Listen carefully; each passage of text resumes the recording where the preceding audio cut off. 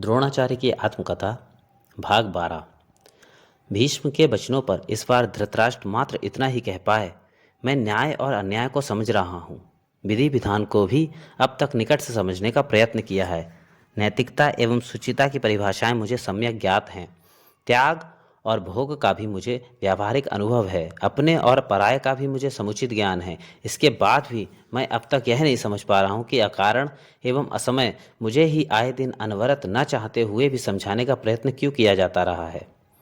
मैं कोई अबोध शिशु नहीं हूँ जो धोखे से धधकती आग में हाथ डाल देता है एवं क्षतिग्रस्त हो जाता है। मैं हस्तिनापुर साम्राज्य का संप्रभु शासक हूँ एवं मेरे मुख से निकला प्रत्येक वाक्य समस्त साम्राज्य की आचार संहिता के तुल्य है। अतः हे तात, असमय भयग्रस्त होने या मुझे भयग्रस्त करने का क्या औचित्य है। उचित समय आने पर समुचित निदान हेतु आपके सुझावों पर यथाविधि ध्यान देने का प्रयत्न अवश्य किया जाएगा। किसी भी राजनैतिक विमर्श पर समय से पूर्व स्वीकृति की घोषणा ना तो उचित कही जा सकती है और ना प्रासंगिक। आशा की जानी चाहिए कि सब कुछ साम्राज्य के हित में होगा। अब तक सायंकाल का समय हो चुका था, अतः सब लोग दरबार से उठकर चल दिए। मैं महात्मा विदुर के साथ उनके महल की ओर चला गया। सायंकालीन नित्य कृत्यों से निवृत्त होकर जब हम दोनों पुनः बैठे तो विदुर जी कुछ अन्य मनस्क दिखाई दिए। मैंने इसका कारण पूछा तो कहने लगे, आचार्य, मुझे प्रारंभ से ही कभी राजनीतिक प्रपंचों से लगाव नहीं रहा है। यही कारण है कि मैं सर्वदा इस वातावरण से दूर रहने के लिए छटपटाता रहता हूँ। किंतु कोई भी व्यक्ति सब कुछ अपने अनुसार करने के लिए कहाँ स्वतंत्र है।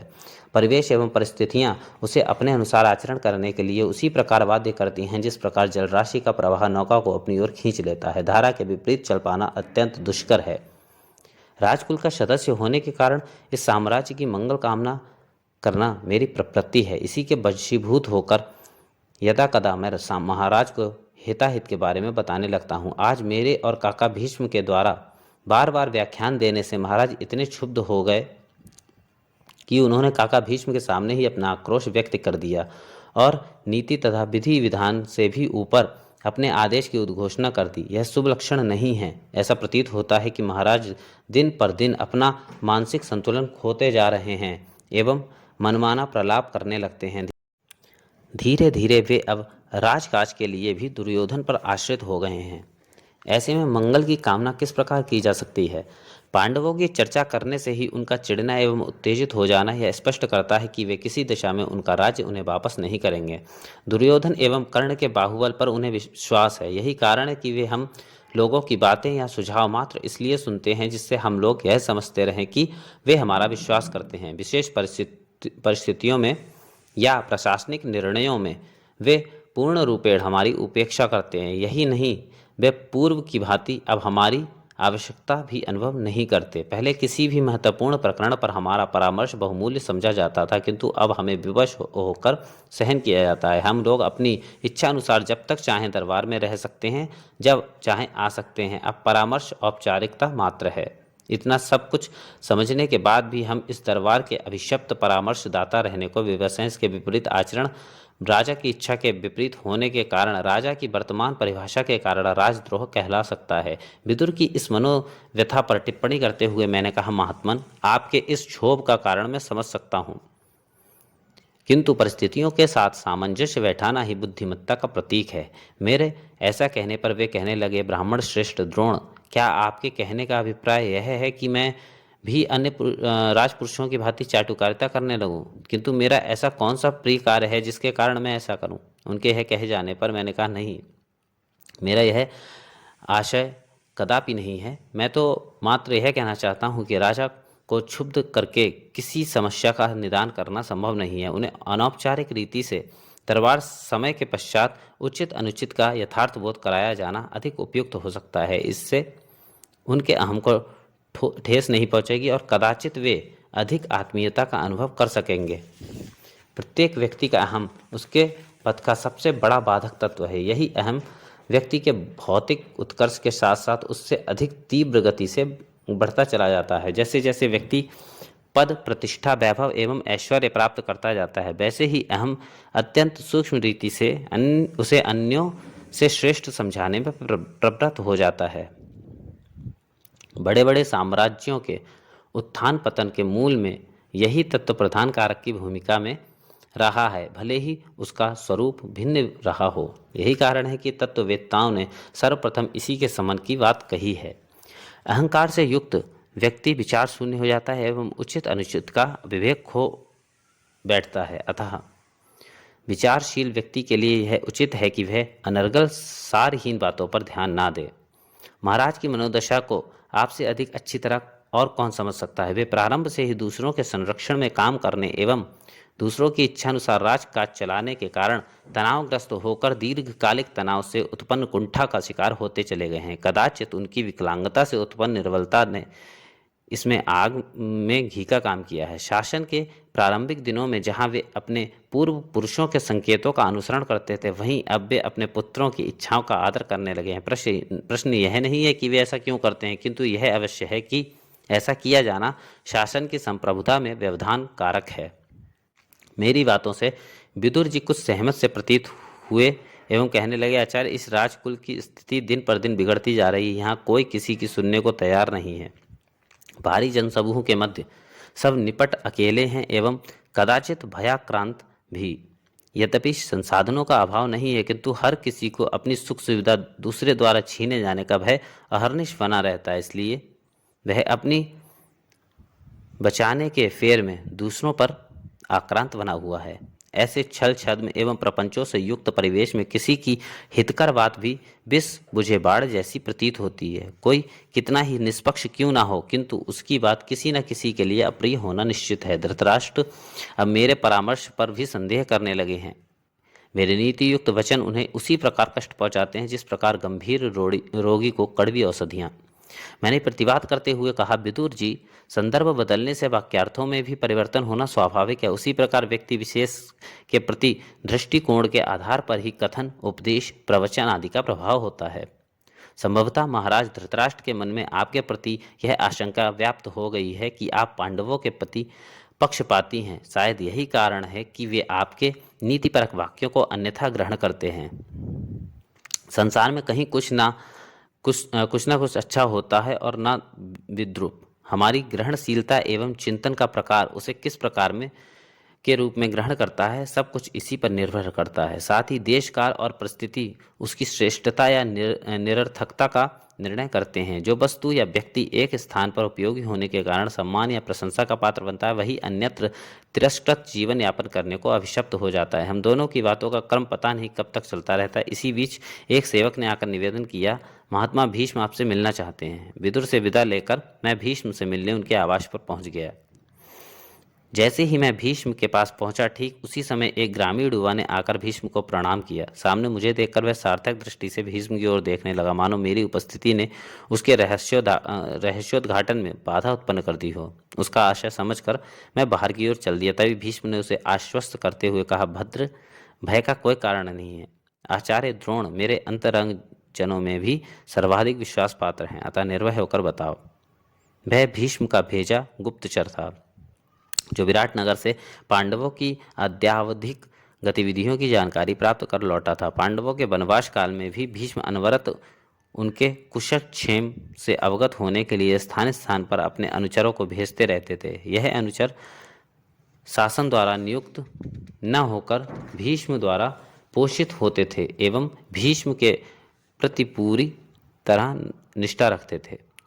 उसने बताया कि अभिमन्यु के विवाह समारोह के समय ही सर्वसम्मति से यह निश्चित हो गया था कि पांडव युद्ध नहीं अपितु संधि के आकांक्षी हैं। वे अपने राज्याधिकार के लिए अपना दूत भेजेंगे, किंतु दूत बनाकर किसे भेजा जाए इस विषय पर कुछ भी निर्धारित नहीं हो सका था। कई राजाओं के नामों पर विचार चलता रहा, किंतु कहीं किसी का अहम उसे दौत्य कर्म से दूर रखता, तो किसी में अपेक्षित कौशल की न्यूनता परिलक्षित होती थी। कुछ राजा दुर्योधन के स्वभाव एवं धृतराष्ट्र की उस पर निर्भरता के कारण दूत बनकर आने को सहमत नहीं थे। कुछ कुरुकुल की आंतरिक विस्फोट राजनीति से अपने को पृथक रखने में ही अपना एवं अपने साम्राज्य का हित देखते थे। कुछ ऐसे भी थे जो अपनी उभय निष्ठता बनाए रखने में ही आत्महित समझते थे। कुछ का विचार था कि राजसभा में जाकर अपनी बात मनवा पाना कठिन है, अतः इस कार्य में अपयश की पूरी संभावना है। उपरोक्त बातों के कारण कोई दूत बनने को सहमत नहीं हुआ। अंत में युधिष्ठिर ने श्री कृष्ण से ही अनुरोध किया कि आप लोकहित में इस कार्य को करने की कृपा करें।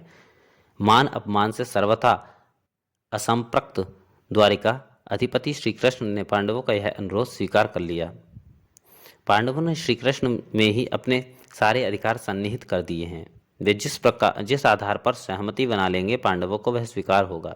युधिष्ठिर एवं सारे पांडवों ने तो यहाँ तक कह दिया कि हे देवकी नंदन, यदि आप नगर लेकर भी समझौता कर लेंगे यदि आप 5 नगर लेकर भी समझौता कर लेंगे तब भी हमें कोई आपत्ति नहीं होगी। इस अवसर पर कृष्ण थोड़े भावुक अवश्य हो गए और कहने लगी भैया, मेरी प्रतिज्ञा की लाज अब तुम्हारे ही हाथ है।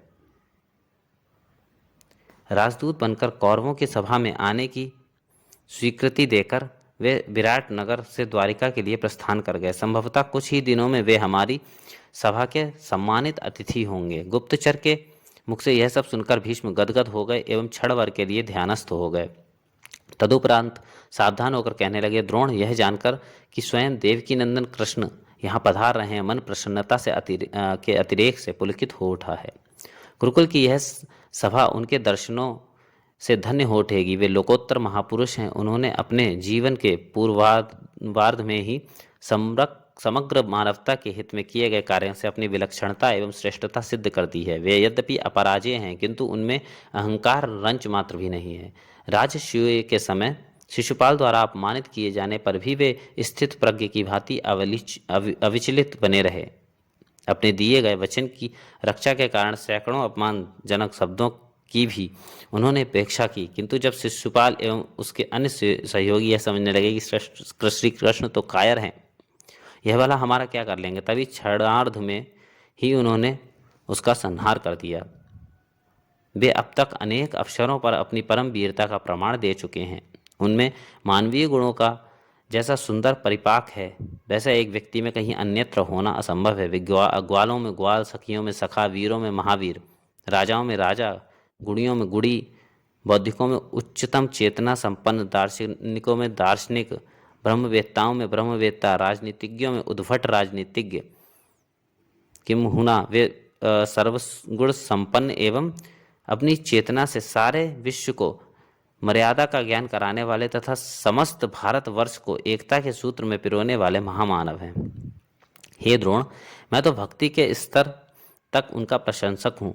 थोड़ी देर मौन रहकर सामान्य होने के बाद वे पुनः कहने लगे, उनके आने पर यहाँ सब कुछ उनके अनुकूल बनाना किंचित दुष्कर प्रतीत होता है। दुर्योधन एवं उसकी मंडली के लोग किसी तरह का षड्यंत्र या छल प्रपंच का आयोजन कर सकते हैं। यद्यपि दुर्योधन एवं कर्ण भी उनकी अपराजेयता के कारण भयवश उन्हें प्रणाम करना नहीं भूलते, किंतु उनका प्रणाम धनुष एवं बिल्ली की भांति है जो झुककर ही आक्रामक होते हैं।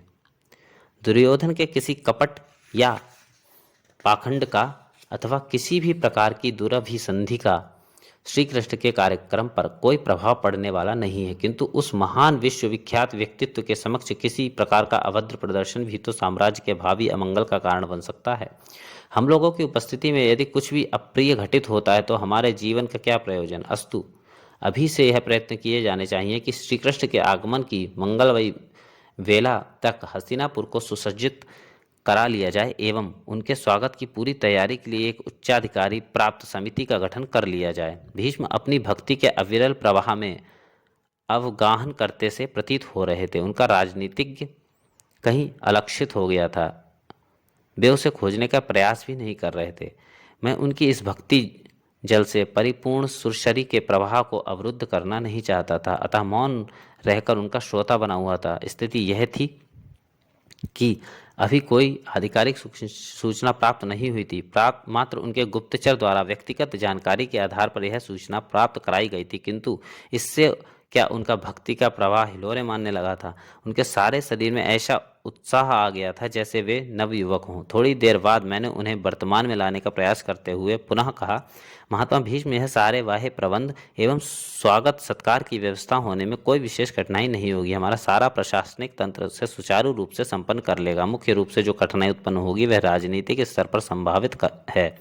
कल आपकी उपस्थिति में महाराज ने जैसा कहा था उससे यही संकेत मिलता है कि पांडवों की ओर से प्रस्तुत किए गए प्रस्ताव पर शायद ही सहमत हो। उस स्थिति में क्या किया जाएगा एवं किस प्रकार सहमति की दशा प्रशस्त हो सकेगी। यह सुनकर भीष्म कहने लगे, वासुदेव के राजसभा में आने पर जो कुछ होगा वह निश्चय ही लोकहित से परिपूर्ण होगा। लोकहित का आशय मात्र समझौते, संधि सहयोग, प्रीतिभोज, वक्तव्यों का आदान प्रदान एवं राजनैतिक संबंधों का ऊंच नीच ही नहीं है। लोक हित तो वस्तुतः जन जन के व्यापक हित में निहित है। जनता के हितों की उपेक्षा करके या उनके न्यूनतम जीवन निर्वाह हेतु साधनों को उपलब्ध कराए बिना उपरोक्त सारे क्रियाकलाप पाखंड के अतिरिक्त और कुछ नहीं है। पांडवों और कौरवों के पारस्परिक संघर्ष ने इस साम्राज्य को आर्थिक रूप से दरिद्रता के निम्नतम स्तर पर पहुंचा दिया है। यदि शीघ्र ही किसी बिंदु पर दोनों पक्षों में सहमति बन जाती है तो साम्राज्य के विकास का सुअवसर उपलब्ध हो सकता है। इससे न केवल हस्तिनापुर साम्राज्य अपितु समस्त आर्यावर्त के समक्ष आदर्श उपस्थित होगा। सामान्य रूप से किसी राज्य या राज्यों के मध्य कूटनीतिक, राजनयिक वार्ताओं एवं जनसाधारण के पारस्परिक व्यवहार से के मध्य एक विभेदक रेखा होनी चाहिए। राजनीतिक निर्णय शासकों की अनिवार्यताओं के आलोक में निर्धारित होते हैं, जबकि पारस्परिक व्यवहार में मानवीयता एवं आत्मीयता का व्यवहार संबंधों को स्थायित्व प्रदान करता है। श्री कृष्ण का पांडवों के दूत बनकर यहाँ प्रधान के मूल में यही तत्व परिलक्षित होता है। अब तक मध्य रात्रि होने को आ गई थी। पितामह भीष्म अपने प्रवाह में बातें करते जा रहे थे। पर्याप्त प्रतीक्षा के पश्चात विवश होकर मैंने विश्राम की अनुमति मांगी एवं एक अनुचर को साथ लेकर वहां से चला आया। निशीथ की इस बेला में सारा जीव जगत निद्रा के अंक में आत्मसमर्पण कर सांसारिक कष्टों से मुक्ति पाने का क्षणिक आनंद प्राप्त करने में व्यस्त था। वातावरण की निस्तब्धता में झींगुरों की झनकार का स्वर व्याप्त था। राजपथ पर होते हुए भी जनशून्य परिवेश के कारण अरण्य में होने की भ्रांति हो रही थी। राजपथ के दोनों ओर खड़े विशालकाय वृक्षों की शाखाएं वायु वेग से कंपन कर सरसराहट की ध्वनि उत्पन्न कर रही थी। निर्मल नभ में चंद्रमा अपनी छटा बिखेर रहा था। उसकी चंद्रिका वृक्षों के नूतन किसलियों से छन छन कर पृथ्वी को प्रकाशित कर रही थी। अनुचर के साथ हम अपने आवास की ओर बढ़ते चले जा रहे थे। जब तक मध्यरात्रि सूचक घंटे की ध्वनि सुनाई पड़ी तब तक मैं अपने आवास के समीप वर्ती चतुष्पथ पर पहुंच चुका था, जहां इस राज परिवार के पूर्वज एवं देवव्रत भीष्म के पूज्य पिता महाराज शांतनु की मानवाकार स्फटिक प्रस्तर से निर्मित प्रतिमा निर्मित थी। इसके समीप पहुंचकर मेरे मन में इस राज परिवार का अतीत साकार हो उठा एवं मैं अतीत से वर्तमान तक की विचार श्रृंखला में अवगाहन करने लगा। एक और पिता की आकांक्षाओं को मूर्तिमान करने के लिए एक पुत्र के समग्र जीवन का लौकिक इच्छाओं, महत्वाकांक्षाओं के परित्याग का, निष्काम कर्म का त्याग के सर्वोच्च आदर्श का प्रतिनिधित्व महात्मा भीष्म कर रहे हैं, तो दूसरी ओर पिता को अपने स्वेच्छाचार का माध्यम बनाकर लंपटता, वंचकता, सर्व स्वापहरण एवं राज्य तथा साम्राज्य को अपने स्वार्थों के अनुसार चलाने वाले वर्तमान युवराज भी उसी राजवंश के प्रतिनिधि ही हैं। कैसा अपूर्व वैषम्य है।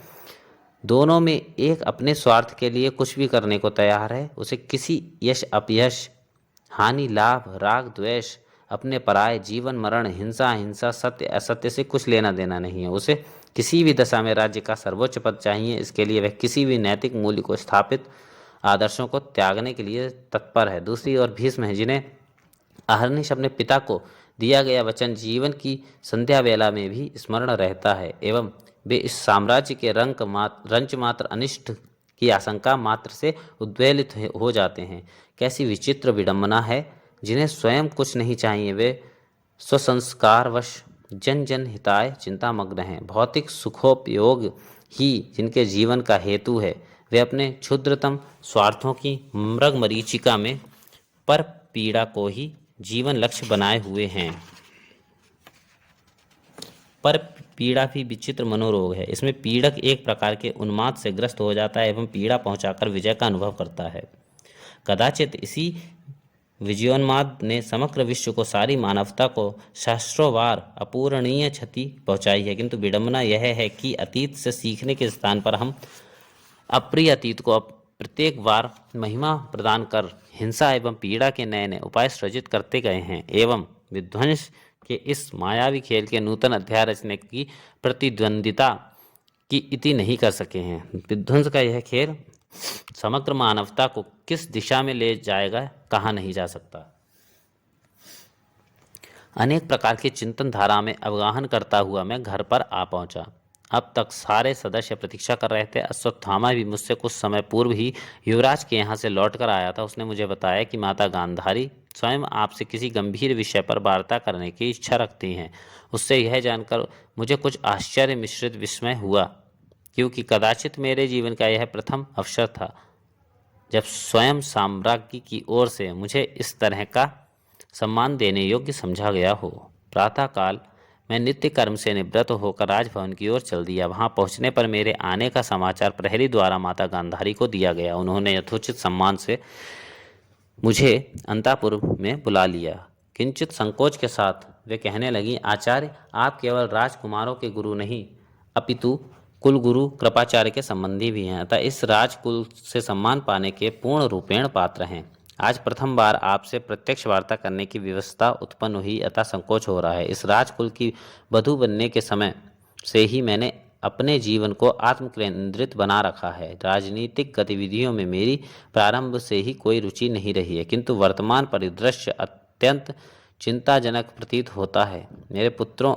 और कुंती पुत्रों के मध्य प्रारंभ से ही चलने वाला संघर्ष आज जिस संहारक स्थिति में पहुंच गया है, उसकी कल्पना मात्र से किसी भी माँ के हृदय की पीड़ा को समझा जा सकता है। मेरा प्रारंभ से ही यह मत रहा है कि मेरे और कुंती के पुत्रों के मध्य की आत्मीय पूर्ण संबंध बने एवं पारस्परिक सह अस्तित्व के आधार पर दोनों निरंतर उत्कर्ष के पथ पर अग्रसर होकर इस राज्य का नेतृत्व करें। किंतु निहित स्वार्थी तत्वों ने इस राजकुल की शक्ति क्षीण करने के निमित्त प्रारंभ से ही दोनों के मध्य द्वेष के बीज बो दिए, जो आज विष वृक्ष बनकर दिखाई दे रहे हैं। मैंने दुर्योधन सहित सभी पुत्रों को समझाने का निरंतर प्रयास किया, किंतु अपेक्षित सफलता नहीं मिल सकी। मैं जब अपनी कुंती बहन की कठिनाइयों को देखती हूँ तो हृदय में व्यथा का सागर हिलोरे मारने लगता है। पांडु की असामयिक मृत्यु के पश्चात जब उन्हें इस राजकुल के वास्तविक संरक्षण अपेक्षित था, उस दारुण संकट की घड़ी में उनके साथ किस प्रकार षड्यंत्र किए जाते रहे हैं, जिससे उनके पुत्रों के बाल मन पर वैर एवं शत्रुता के भाव स्थायित्व प्राप्त कर गए। इस पक्ष की ओर से विदुर को छोड़कर किसी ने भी उनके घावों पर मलहम लगाने का प्रयास नहीं किया। युवा होने पर अपने पौरुष प्रदर्शन से या राजा के मन में अकारण उपजी ममता के प्रभाव से अथवा उत्पन्न राजनीतिक परिस्थितियों के कारण प्राप्त इंद्रप्रस्थ का स्वामित्व पांडवों से छलपूर्वक पुनः छीने जाने तथा पश्चातवर्ती घटनाक्रम ने समग्र मानवता को आहत किया है। मैंने अनेक अवसरों पर महाराज को समझाने का प्रयास किया, किंतु वे पूर्वाग्रह से ग्रस्त होने के कारण कुछ भी सुनने या समझने का प्रयास नहीं करते। पता नहीं क्यों भविष्य के अनिष्ट की आशंका भी उन्हें सचेत करने में असमर्थ है। आप समस्त राजकुमारों के गुरु हैं, अतः इस राजकुल के पारस्परिक कलह के निवारण में आप अपने प्रभाव का उपयोग करने का अनुग्रह करें। यह राजकुल एवं उसकी भावी संतति आपकी सदा ऋणी रहेगी। माता गांधारी के हृदयोद्गारों से मेरा मन भी व्यथा से भर उठा एवं अत्यंत वेदना के साथ मैंने कहा, राजमाता, जो उद्गार आपने व्यक्त किए हैं, ठीक यही सब मेरे मन में भी उमड़ घुमड़ हो रहा है, किंतु मैं अपनी पदीय मर्यादाओं के कारण इसे अभिव्यक्त करने से प्रायः पछता रहा हूँ। सभी पक्षों से तटस्थता बनाए रखने की मेरी वैयक्तिक नीति के कारण ही मैं कौरवों और पांडवों दोनों द्वारा उपेक्षित एवं बाह्य व्यक्ति के रूप में अभिज्ञात हूँ। ऐसी स्थिति में मेरे प्रयास से भावी मंगल का प्रयास सार्थक हो सकेगा, ऐसा विश्वास करने का कारण दृष्टिगत नहीं होता। तथापि मेरी सेवाएं सर्वथा आपके आदेश एवं आकांक्षा का अनुपालन करने को तत्पर है। मेरी बात सुनकर वे गंभीर होकर कहने लगी, आचार्य, यह समय राजकीय औपचारिकताओं के अनुपालन का नहीं अपितु कुल के अनिष्ट निवारण का है।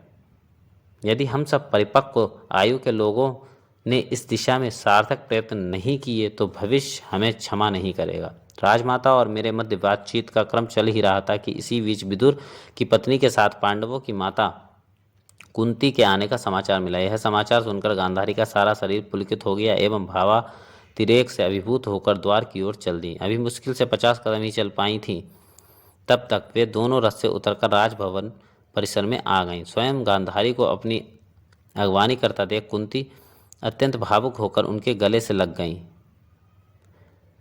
प्रेमाश्रुओं के जल से अपनी पीड़ा व्यक्त करने के उपरांत वे सब प्रासाद में आ गईं। मैं वहां से चलने को उद्यत ही था, किंतु गांधारी ने अनुरोध पर रुक गया। कुछ समय तक गांधारी कुंती के बीच सामान्य पूछताछ चलती रही।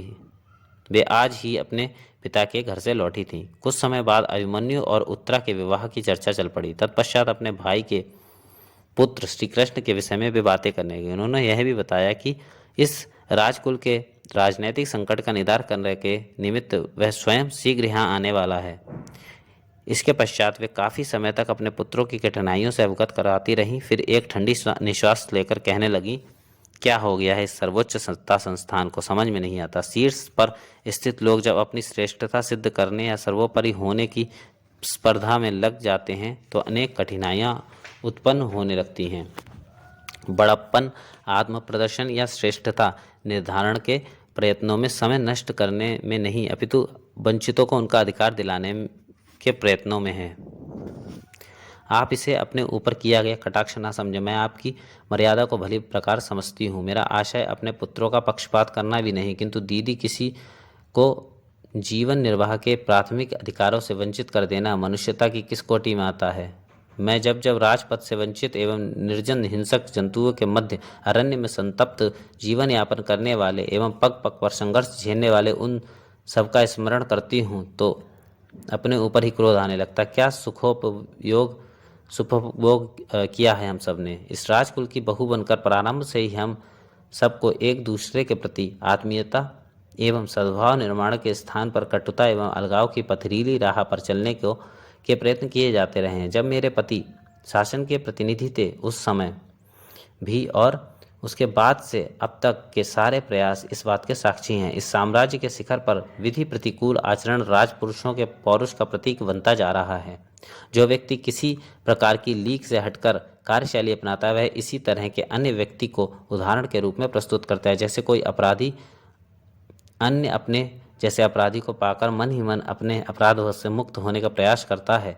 प्रश्न उठता है कि पूर्वकृत दोषों को उद्धृत करके हम अपने दोषों को कब तक महिमा मंडित करते रहेंगे। इसी प्रकार ऋषियों के आचरण को भी देखा जाना चाहिए। ऋषिगण व्यवस्था संचालन में मेरुदंड का काम करते हैं एवं राजाओं के हिताहित का निर्धारण भी करते हैं, किंतु उन्हें भी उत्साह के अतिरेक में आकर अपनी मर्यादा का अतिक्रमण नहीं करना चाहिए। यदि वे अपनी स्थिति को सुदृढ़ करने के फेर में पड़कर जनता की संप्रभुता को आंख दिखाने का रंच मात्र भी प्रयत्न करेंगे तो वे विधि के रक्षक न होकर अराजकता के सूत्रधार कहलाएंगे।